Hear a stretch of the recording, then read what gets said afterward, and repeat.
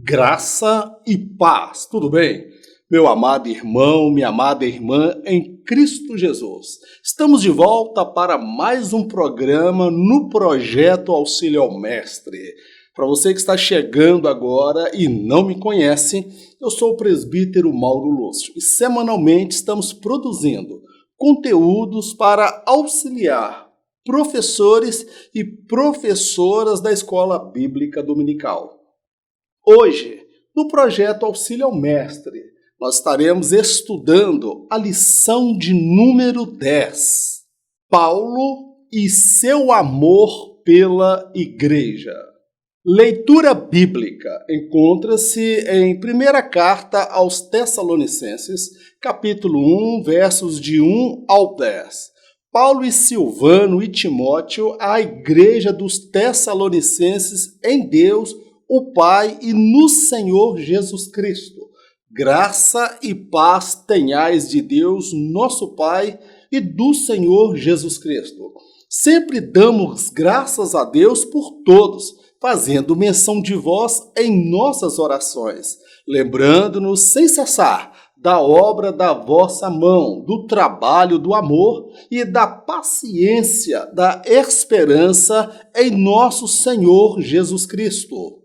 Diante de nosso Deus e Pai, sabendo, amados irmãos, que a vossa eleição é de Deus, porque o nosso evangelho não foi a vós somente em palavras, mas também em poder e no Espírito Santo e em muita certeza, como bem sabeis quais fomos entre vós por amor de vós. E vós fostes feitos nossos imitadores e do Senhor, recebendo a palavra em muita tribulação, com gozo do Espírito Santo, de maneira que fostes exemplo para todos os fiéis na Macedônia e Acaia, porque vos soou a palavra do Senhor, não somente na Macedônia e Acaia, mas também em todos os lugares. A vossa fé para com Deus se espalhou, de tal maneira que já dela não temos necessidade de falar coisa alguma, porque elas mesmas anunciam de nós qual a entrada que tivemos para convosco e como dos ídolos vos convertestes a Deus para servir ao Deus vivo e verdadeiro, e esperar dos céus a seu Filho, a quem ressuscitou dos mortos, a saber, Jesus, que nos livra da ira futura. Na lição de hoje, meu amado, nós vamos compreender o amor de Paulo para com a igreja. É notória a dedicação e o amor de Paulo para com a igreja do Senhor. Como poucos do seu tempo, ele abriu mão de muitos dos seus direitos lícitos e de vantagens pessoais com a fim de edificar as igrejas. A relação de Paulo para com cada igreja, meu amado, que ele havia implantado, era paternalista. Era uma relação bem próxima da relação de pai com os seus filhos, tá bom, meu amado? Seu amor, ele não era algo assim teórico, que ele escreveu apenas as teorias relacionadas a esta temática. O amor, ele viveu o amor, ele expressou o amor. Então, Paulo, ele demonstrou o amor em todas as suas práticas e em todo o seu modo de viver.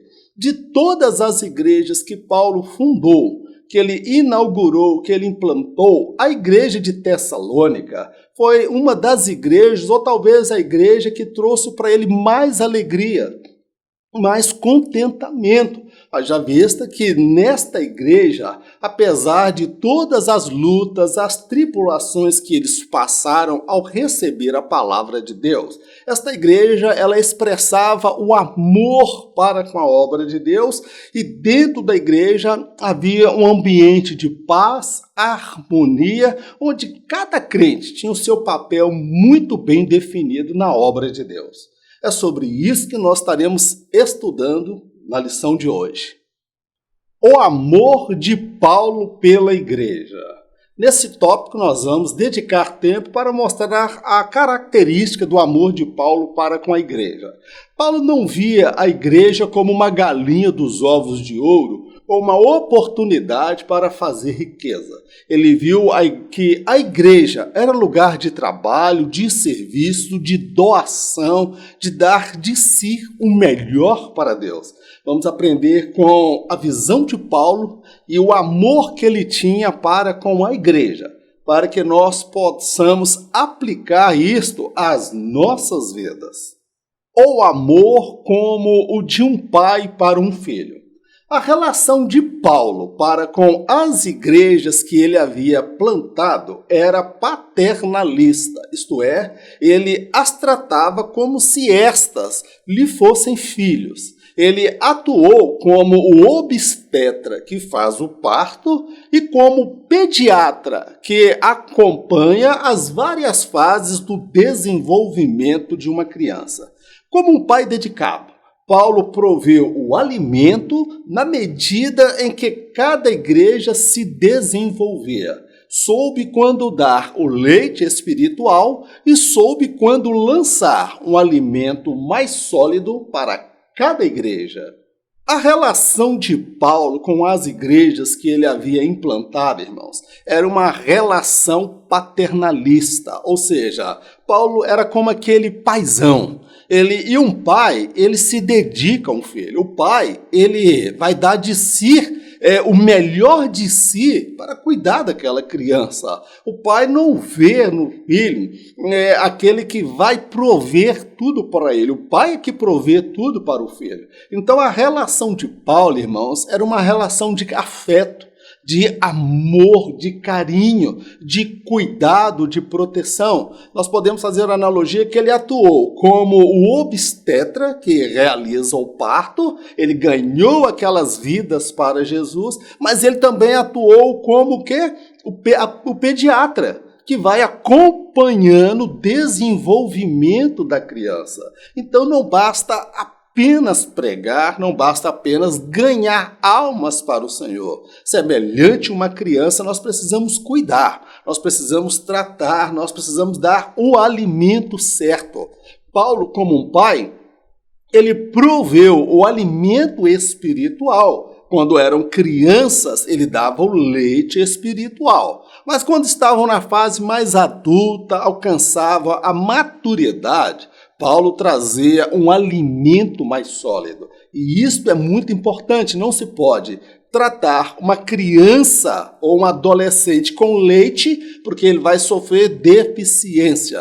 Mas também não pode tratar um bebê com comida sólida, porque não vai dar bem. Então, a cada etapa, o alimento apropriado. Tá bom, meu amado? Glórias a Deus. O amor motivado pelo modo de viver o Evangelho. Não se pode afirmar que Paulo tinha preferência para com a igreja em Tessalônica. Sua relação era paternalista com todas elas. Como um pai que ama todos os seus filhos, assim era o amor de Paulo para com as igrejas. Mas sempre há aquele filho com o qual o pai tem mais contentamento.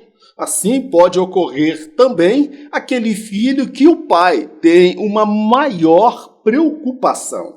O amor de Paulo para com a igreja, irmãos, é algo assim notório, era algo assim perceptível por conta da postura do seu estilo de vida.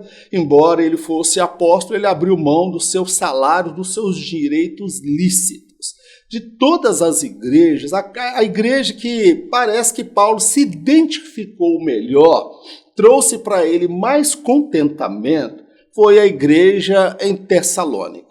Esta igreja, ela foi, vamos dizer assim, aquela igreja que mais absorveu a visão do apóstolo Paulo, os ensinamentos do apóstolo Paulo. Já na igreja dos Coríntios, esta igreja também foi firmada, iniciada pelo apóstolo Paulo.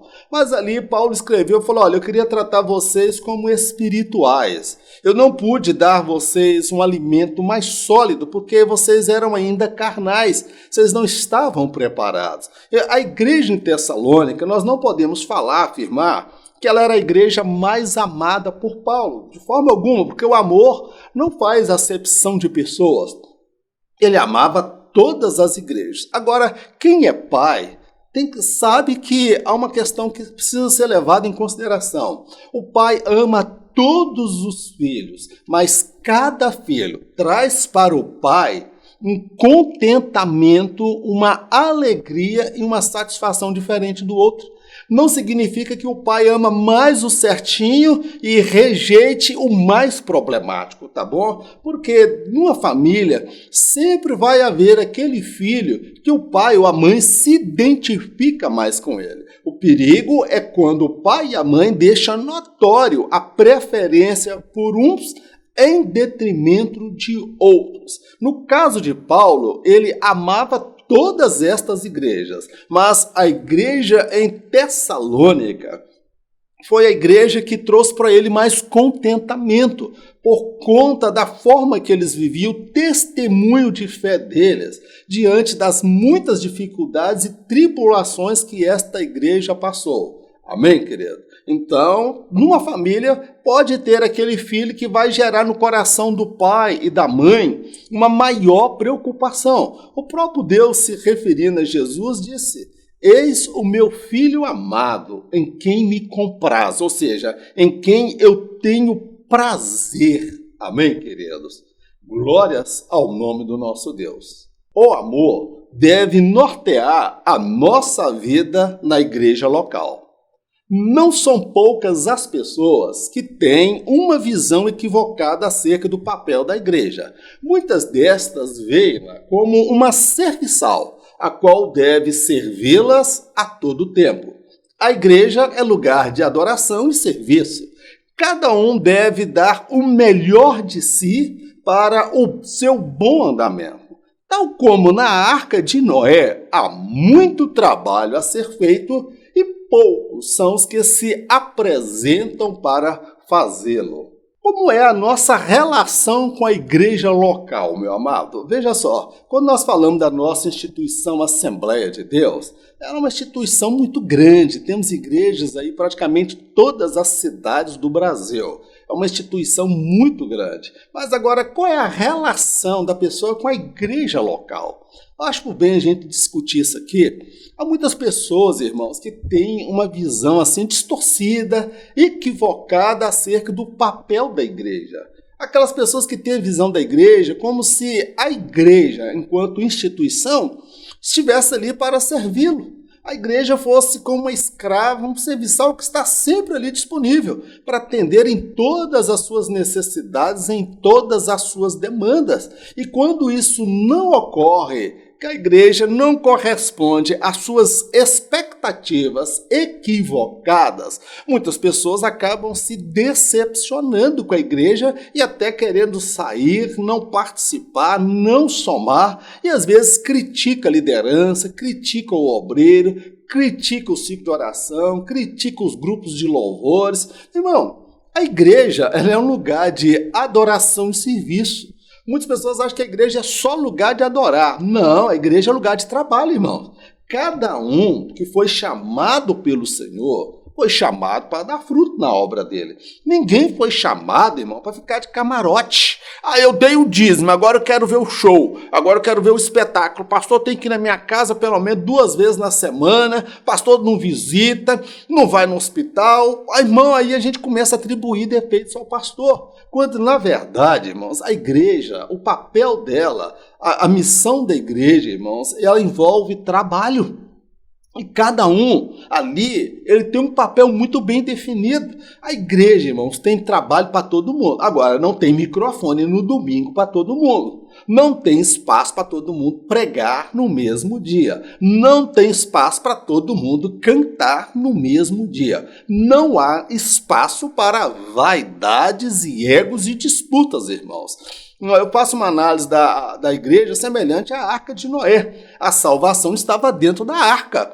Mas na arca tinha muito trabalho para ser feito. Tinha cocô de elefante, cocô de rinoceronte, cocô de hipopótamo, cocô de tudo quanto é animal para limpar ali, meu amado. Era muito trabalho e pouca gente para realizar. Eram 8 pessoas. A igreja é a mesma coisa. Ela vai chegar no ponto mais alto, que é no céu. Mas até lá, nós somos chamados pelo Senhor para trabalhar e não para dar trabalho à liderança. Tá bom, meu querido? Qual é o papel que você desempenha na igreja local? Tem espaço para você? Tem.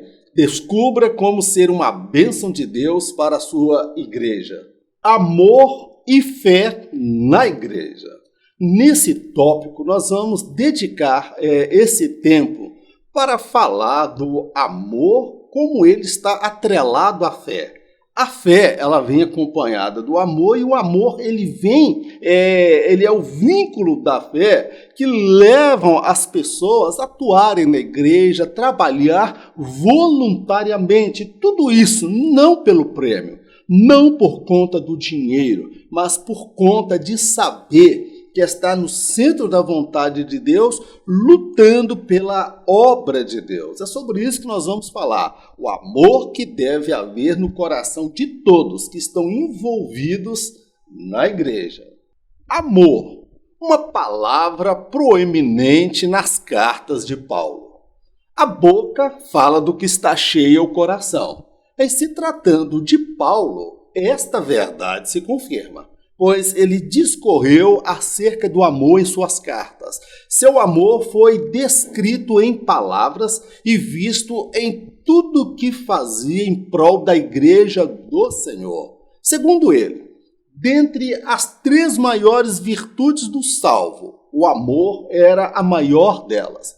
Ainda segundo ele, tudo perde o sentido se não for feito por amor. Você já ouviu aquele ditado popular que diz que a boca fala do que está cheio o coração? No caso do apóstolo Paulo, sim. Paulo, ele discorreu acerca do amor. Paulo falou, o amor tudo sofre, tudo crê, tudo espera. O amor não é invejoso. O amor não busca seus próprios interesses. O amor não se alegra com o mal.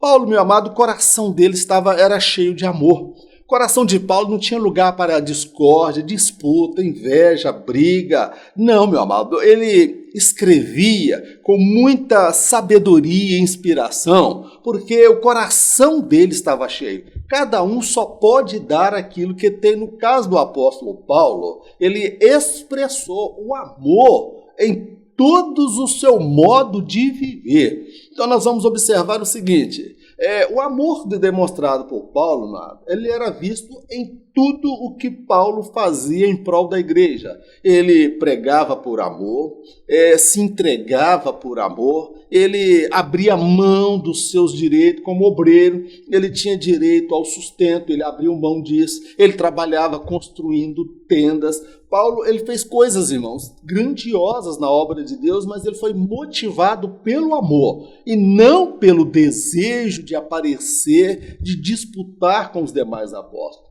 O próprio Paulo, ele vai discorrer a seguinte coisa. Ele fala das 3 maiores virtudes da fé cristã.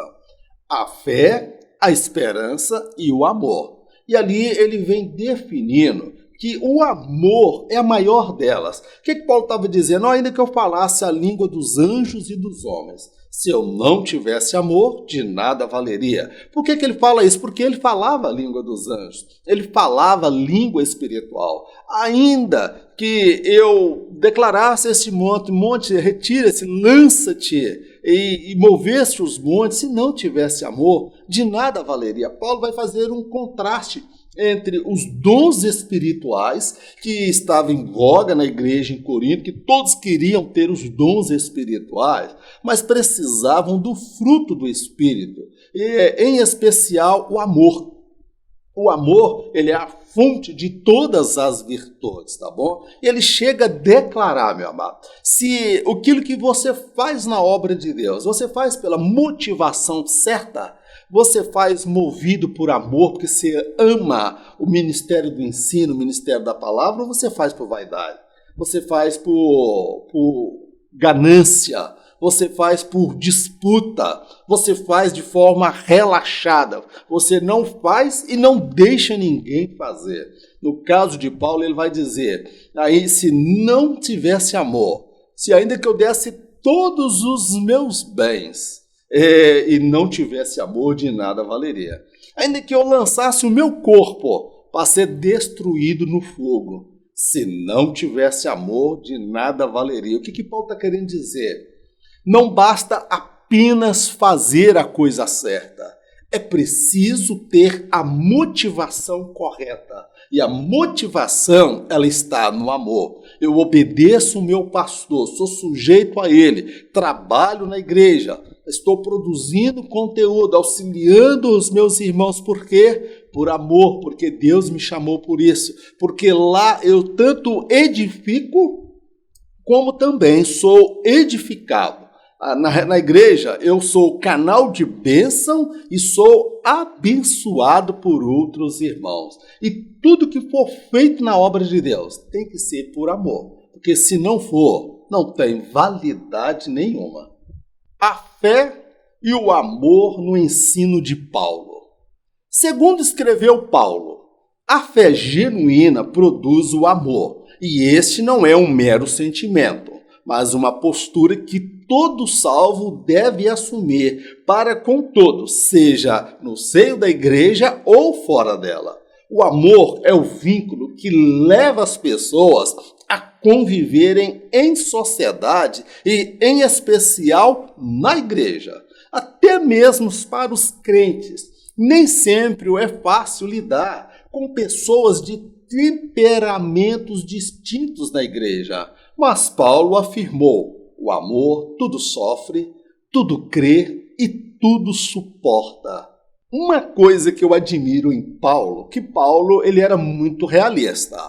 Paulo não tapava o sol com peneira, tá bom? Ele era muito autêntico. Sabe por quê, irmãos? O conviver em sociedade, o conviver na igreja é desafiador. Até para nós que somos crentes, salvos em Jesus Cristo, que fomos alcançados a partir da cruz do Calvário. Observa, na igreja nós temos pessoas com vários temperamentos, colérico, sanguíneo, melancólico, fleumático. Nós temos pessoas com várias tendências, inclinações, pessoas de estupim curto, pessoas sem noção, pessoas que não têm juízo, crente que tem fio desencapado, na verdade, que de vez em quando encosta um fio no outro, dá um curto-circuito. Tem muita gente sem noção na casa de Deus, irmãos. E Paulo ele disse, olha, suportai-vos uns aos outros. Por que Paulo escreveu isso? Tem momento que Paulo fala, amai-vos uns aos outros, mas ele falou, suportai-vos também. Por quê, irmãos? Porque na igreja nós vamos encontrar pessoas, irmãos, de difícil convivência. Por mais que você se esforce para ter um convívio amistoso, mas aquela pessoa é polêmica, aquela pessoa é problemática, ela vem de um histórico familiar problemático, e às vezes ela não alcançou ainda a maturidade, não foi liberta em várias áreas da vida dela, como eu também não fui liberto, estou no processo de libertação. Então, a fé genuína, meu amado, ela vai produzir este amor. E ele é produzido pelo Espírito Santo. Aí nós vamos falar do fruto do Espírito. Paz, bondade, benignidade, mansidão,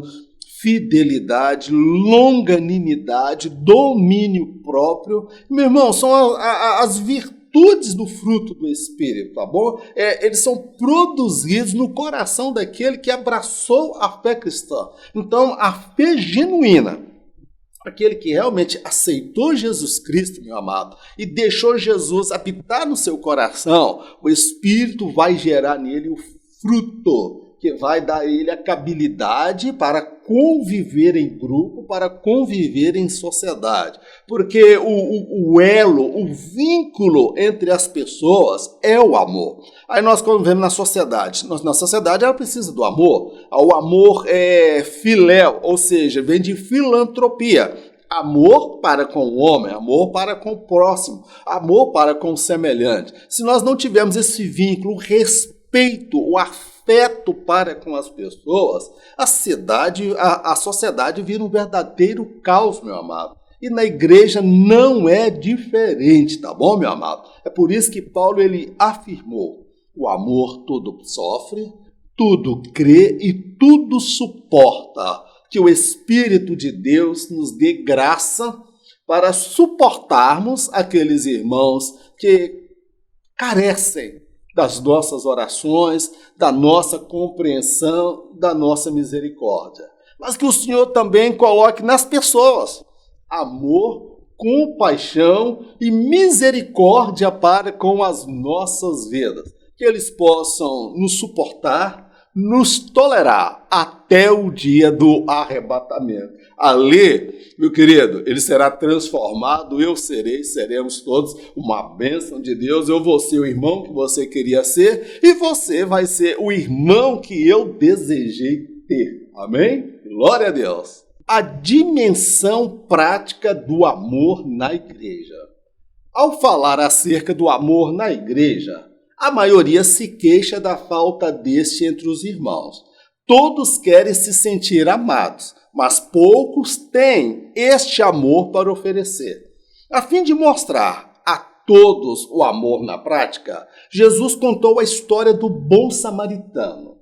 Nela, fica claro que amar não é apenas se compadecer ou orar por aquele que sofre. É preciso descer da montaria e cedê-la a quem não tem mais forças para prosseguir. Vamos ver o amor na prática dentro da igreja. Paulo ele vai descrever: o amor não é invejoso, não se alegra com o mal. Quando alguém sofre alguma queda moral, meu amado, a gente não tem prazer. A gente chora. Já houve casos, irmãos, na igreja, que eu já ouvi dos irmãos mais antigos, uns 70, 80 anos de idade. Eles falam o seguinte, que quando o irmão na igreja era disciplinado, excluído, irmão, a igreja chorava por conta daquela pessoa. Quando algo acontecia, meu amado, com a vida moral, ninguém ficava comentando nos corredores. Havia um choro, um pranto na igreja. Então, o amor na prática, tá bom?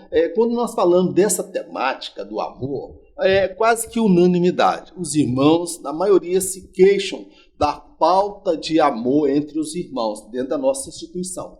Há quem diga que o diabo, ele não mata ninguém. Ele apenas fere, machuca. Agora, os crentes vão lá e acabam de matar a pessoa. Então, meu amado, dentro do nosso meio, as pessoas querem ser amadas. Mas o que é o amor? Eu escolho amar. Muitas vezes as pessoas escolhem ser amadas. É um sentimento egoísta. Nós temos que dar amor. E muitos não recebem o amor porque não tem nada para oferecer. Poucas são as pessoas que na igreja pode oferecer o amor. O que é aquela pessoa que oferece? Aquela pessoa, meu amado, que ela visita, ela ora, ela traz uma palavra amiga, ela estende a mão, é aquela pessoa que você pode sempre contar com ela. Então Jesus, em seus ensinos, para ressaltar e mostrar o amor na prática para o religioso, Senhor, quem é o meu próximo? Porque a Bíblia manda amar o meu próximo como a mim mesmo, mas quem é o meu próximo? Então Jesus falou, vou te mostrar na prática o que é o amor. E Jesus conta aí uma história, uma parábola do bom samaritano. Quais os elementos nesta parábola? Primeiro, Jesus mostra, claro, que amar não é apenas se compadecer ou orar por aquela pessoa que está sofrendo, como fez o sacerdote, como fez o levita. Amar é muito mais do que um sentimento, do que uma comoção. Amar envolve ação. No caso, o que o samaritano fez? Ele desceu da montaria, da zona de conforto, e ele pega alguém sujo, ferido, machucado, que não tinha mais condições de prosseguir. E ele cede o seu lugar para aquela pessoa. Meu amado, se você busca tanto ser amado, por que você não escolhe amar? Por que você não escolhe descer da sua zona de conforto, da sua montaria, da posição que você ocupa e coloca ali alguém que não aguenta mais caminhar? Alguém que está batido, alguém que está enlutado, alguém que está em angústia profunda, alguém que está até afastado da casa de Deus. Então, amar, ele não é um mero sentimento e uma emoção. O amor, ele precisa ser traduzido em ação, em comportamento, tá bom, meu amado? Então, Paulo, ele discorre acerca do amor. Na igreja, muitos reclamam da falta de amor, mas nós precisamos compreender o seguinte: o amor,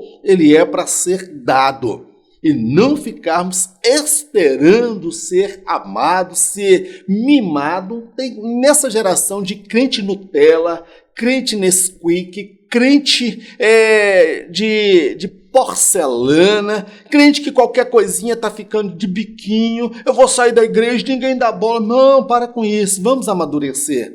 Vamos sair da nossa zona de conforto, vamos sair do nosso assento da crítica e vamos estender as mãos para quem de fato está ferido, para quem de fato está caído e precisa viver, experimentar o amor de alguém para com a sua vida.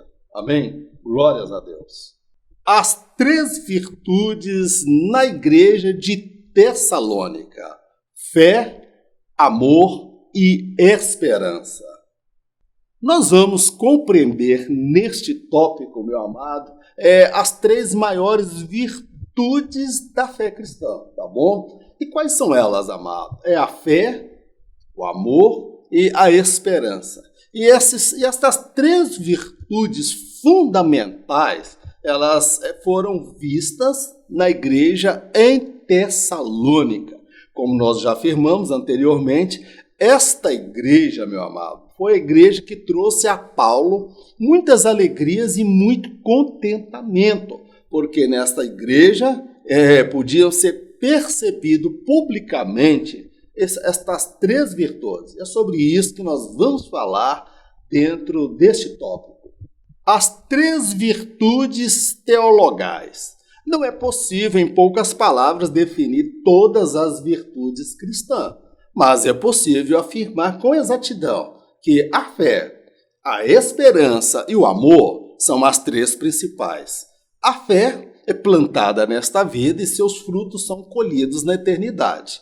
A esperança é confirmada pelo salvo quando este cruza a linha da eternidade. O amor tem seu início deste lado da vida e ele alcançará o seu apogeu na eternidade com o Pai, com o Filho e o Espírito Santo.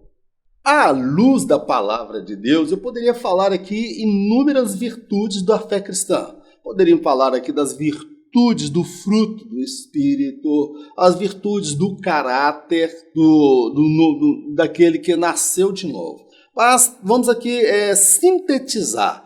Todas essas virtudes estão sintetizadas em 3: a fé, a esperança e o amor.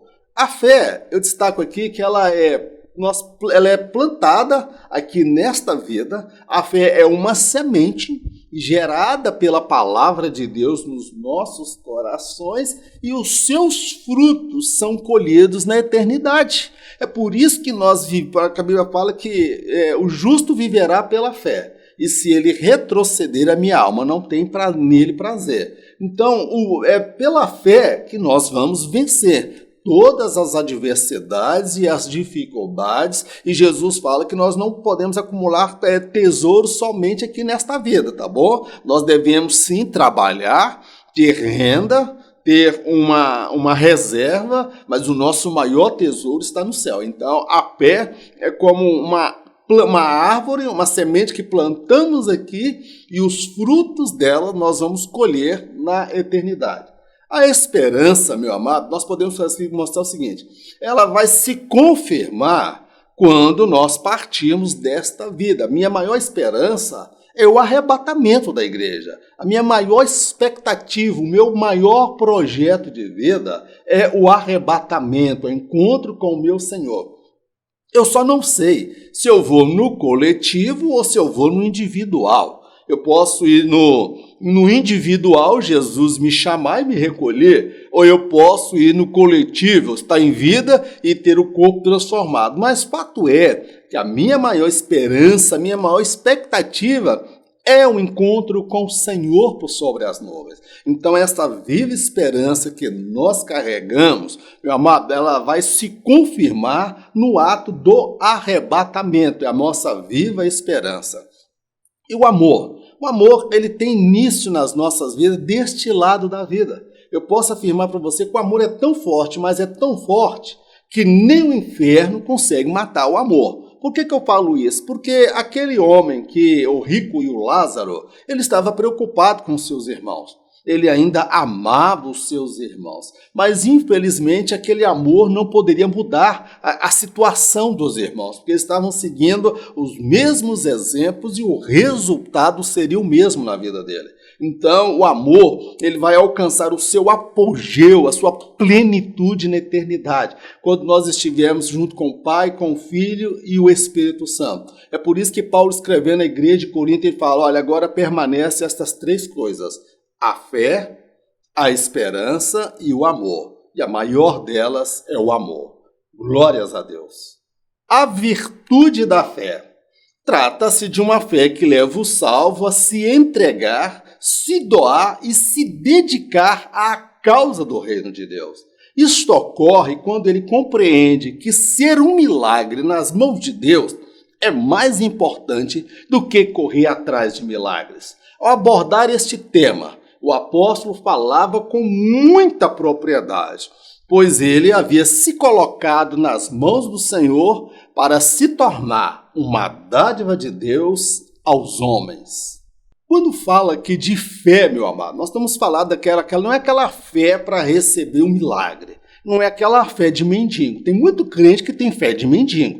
O mendigo, ele tem fé que ele vai receber, não sabe de quem, mas alguém vai o abençoar. Tem muito crente com esta fé, meu irmão. Ele só pensa em receber. Ele só pensa fazer campanha corrente, eu vim buscar minha bênção, eu vim buscar o meu milagre, meu amado. Então nós precisamos de fé, a fé que nos leva a nos entregar, nos doar e nos dedicar à causa do reino de Deus. E isso ocorre quando o crente alcança a maturidade cristã.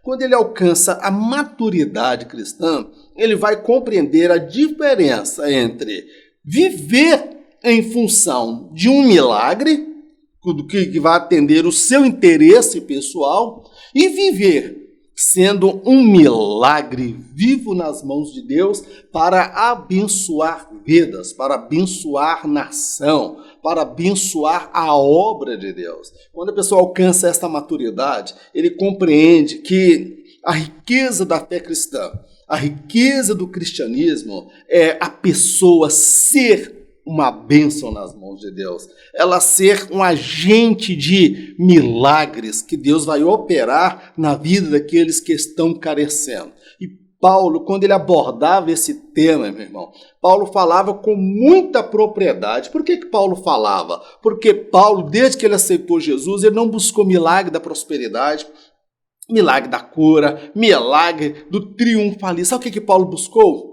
Ele buscou, meu amado, se colocar nas mãos do Senhor. Ele havia causado muitos males à igreja, mas agora ele fala, Deus, eu quero ser uma bênção. Eu quero que o Senhor me use para eu ser um milagre, um agente transformador na vida de nações, de cidades, de região, de impactar a vida das pessoas. Meu amado, Paulo, ele se doou à virtude da fé. Nós vemos isso na vida de Paulo. Ele teve fé para se doar, para se entregar, para dar o melhor de si e se tornar uma dádiva de Deus aos homens. Eu te pergunto, tu vai ficar correndo atrás de milagre ou tu vai ser um milagre nas mãos de Deus? É você quem escolhe. Amém? Glórias a Deus. A virtude do amor. Na igreja em Tessalônica, os salvos se envolviam na obra de Deus. A real motivação de cada um na realização desse trabalho estava unicamente no amor que todos tinham para com o Senhor. Ali não havia lugar para o individualismo, disputas ou ciúmes.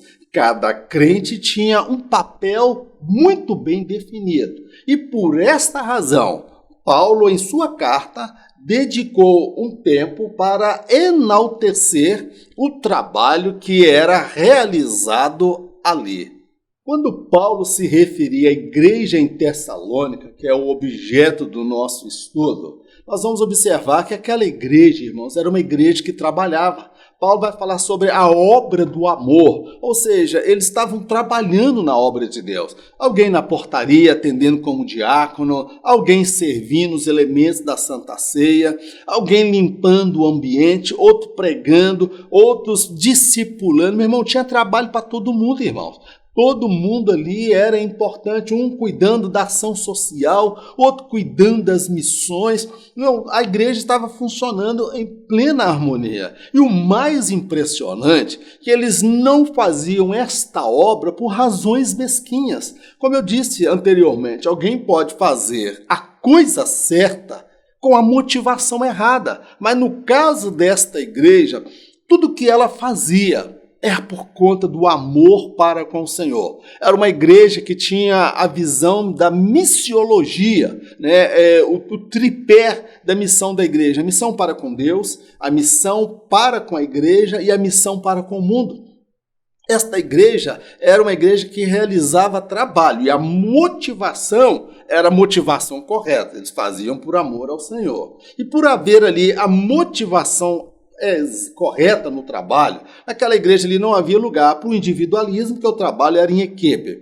Não havia lugar para disputas ou brigas e ciúmes, como acontecia na igreja em Corinto. Por quê? Porque na igreja em Tessalônica, cada crente tinha um papel muito bem definido, meu amado. Um respeitava a área de atuação do outro. Um aprendeu a valorizar o outro, porque ninguém é desprezível na obra de Deus. Ninguém é mais importante na obra de Deus. A obra de Deus ela é feita em equipe. E esta virtude do amor, do respeito para com o próximo e o amor em fazer a obra de Deus era vista na igreja em Tessalônica. E foi por esta razão que Paulo tirou tempo para elogiar, descrever e falar do amor ao fazer a obra de Deus nesta igreja. A virtude da esperança. Nesse trecho da carta, o apóstolo dá uma ênfase à postura dos tessalonicenses. Mesmo em face das provações e perseguições sofridas por conta do evangelho, os crentes não deixavam de crer em dias melhores. Esta igreja era madura na fé.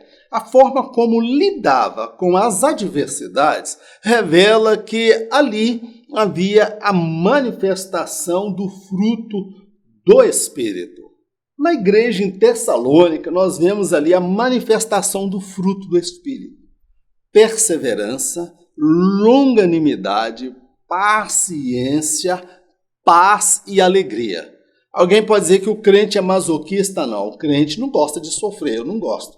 Mas quando nós passamos por adversidades e estamos revestidos do Espírito e temos o fruto do Espírito na nossa vida, nós passamos pelas dificuldades com quê? Com paz, com alegria no coração, com perseverança, acreditando sempre em dias melhores, como foi o caso da minha esposa quando ela sofreu o AVC.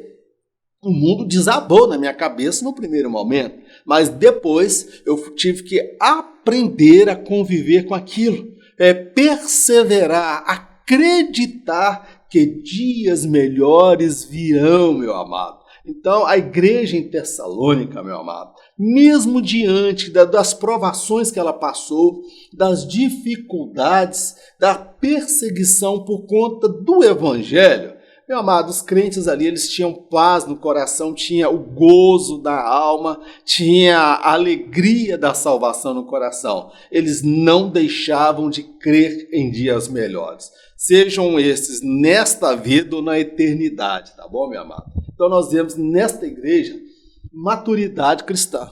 Uma igreja com maturidade, irmão, não é necessariamente aquele modelo de igreja pentecostal que nós idealizamos ou que nos foi repassado.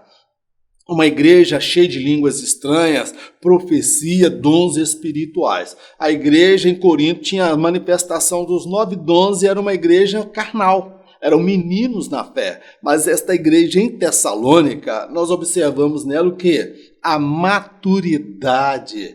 Era uma igreja que havia alcançado a maturidade cristã. E nós vemos ali a manifestação do fruto do Espírito. Meu amado, que Deus nos dê a graça de alcançarmos esta maturidade cristã, enfrentar as dificuldades com paz, com alegria, acreditando sempre que dias melhores virão e que esses momentos de dor, de aflição, não definem a nossa trajetória e a nossa vida. Nós vamos passar por isto e amanhã estaremos pessoas mais fortes, mais alicerçadas na obra de Deus. Amém, queridos? Glórias ao nome do Senhor. Encerramos aqui a ministração dessa lição de hoje. Eu quero te fazer uma proposta muito especial. Se você me acompanhou até aqui, eu quero convidá-lo a fazer parte do grupo dos 300. Esse material que você viu aí no monitor, eu compartilho esse material com as pessoas que fazem parte do grupo dos 300. Eu mando pelo WhatsApp em PDF. De posse desse material, você vai poder elaborar melhor a sua aula, vai pegar esses comentários, a Deus toda a glória por esse comentário. E as pessoas que participam desse grupo, elas têm assumido o compromisso de nos ajudar com 30, com 40, com 50, com 60 reais. Eu quero destacar aqui, você que não me conhece, já tem mais de 5 anos que nós estamos produzindo conteúdo para auxiliar os professores da escola bíblica. Este ano, em apreço, eu tenho enfrentado muitas dificuldades para continuar com esse projeto, tá bom, meu amado? Por esta razão, eu criei esse grupo. Nós temos aí mais de 30 mil pessoas no canal, glórias a Deus. Mas desses 30 mil, irmão, eu não tenho aí 100 pessoas que somam comigo nesse projeto. Eu quero que você compreendeu que esse projeto é de Deus, tem abençoado a sua igreja, a escola dominical, tem te dado inspiração para você ministrar e produzir o seu conteúdo. Eu gostaria que você abençoasse o nosso ministério. Tem aí o telefone no rodapé, anote o meu telefone, me manda uma mensagem no WhatsApp, que eu vou te dar as diretrizes. E outro sim, todo sábado às 19 horas, um dia antes da lição ser ministrada no domingo, na maioria das nossas igrejas, eu estou fazendo live, repassando a lição. Esta é a temática. E ali nós vamos estudando a lição, tecendo comentários, e você, professor, no dia seguinte, vai se sentir mais preparado para ministrar esta lição. Amém? Glórias a Deus. Vamos orar? Senhor, nós te agradecemos por mais esse estudo da tua palavra. A ti toda a honra, toda a glória, todo louvor e toda adoração. Meu Deus, ensina-nos a viver o amor verdadeiro, amar a tua obra, amar a igreja, ensina-nos a trabalhar, fazer, ó Pai, as coisas certas pela motivação errada, pela motivação correta. Ensina-nos, ó Pai, a suportar, tolerar, amar os mais fracos na fé, os irmãos que não aguentam mais caminhar, que estão caídos e prostrados. Ensina-nos a sair da nossa zona de conforto e ceder o nosso espaço, o nosso lugar, àquele que está ferido, caído e machucado. Meu Deus, fica conosco, nos abençoe no nome do Senhor Jesus. Amém. Que o grande amor de Deus, a graça do nosso Senhor e Salvador Jesus Cristo, as doces consolações do Espírito Santo de Deus, seja com todo o povo de Deus, não somente hoje, mas para todo sempre, em nome de Jesus. Amém. Glórias a Deus. Meu irmão, Em caso de arrebatamento, meu irmão, minha irmã, fique sabendo que eu não estarei aqui para ministrar a próxima lição. Não, fica assustado não, é isso mesmo. Porque em caso de arrebatamento eu não estarei aqui, porque eu vou subir. Mas não fica preocupado não. Eu tenho a certeza que eu encontro com você por sobre as nuvens. E sabe quem vai estar lá no topo, lá no alto, esperando por nós? Ele mesmo, o amado das nossas almas. Fique na paz, Deus te abençoe, em nome de Jesus.